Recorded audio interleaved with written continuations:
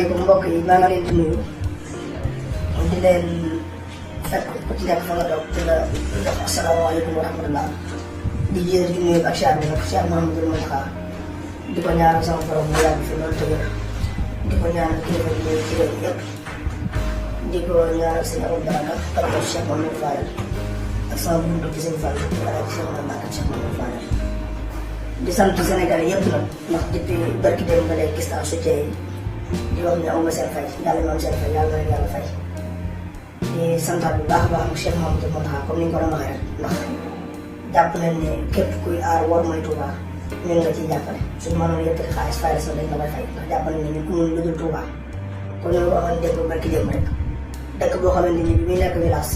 kii fii Cheikh Mouhamadou Fadel njëkk a teg comme chef de village kooku mooy suñu maam direct kon jàpp na ne dëkk boobu du fa demoon dem kon ñu ñoo bàyyi ba 2024 ay doxalinam ñëw di ñu jàngal lan mooy war mooy Touba di ñëw ci vidéo bu gàtt nag benn demande boo xam ne maa koy def damaa dégg léegi kii naan seen daan soo defal muy ku ma respecté di ku ma nawloo ma dégg mu wax ne démb jot nañ Cheikh Thioro ba mu jégalu waaye ndigal yi ñu amoon mooy dem këram taal ko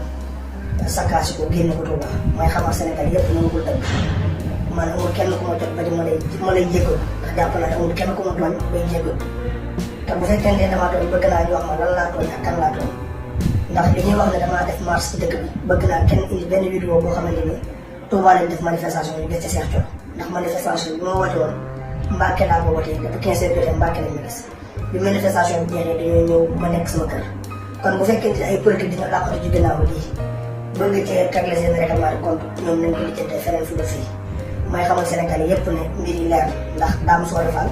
tudd na ci ne sëñ Bass Abdou Khadre moo ko joxoon digal pour ñu ñëw seen kër saccage ko loolu ci audio bi la te audio yi ma interpellé dinaa ko teg kon daal may xamal ne man de du ma ne leen du ma ne ñëw sama kër yàq ko wala ñu taal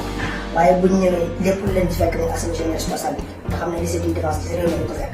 te man nag du ma xaar kenn di ma sàkkal fexe wala ngay jël sama bakkan ci sama ndax sama bakkan tam doo koy jaamu yàlla du ma xaar ba heure bi ay man na ñu di ma faal ko sama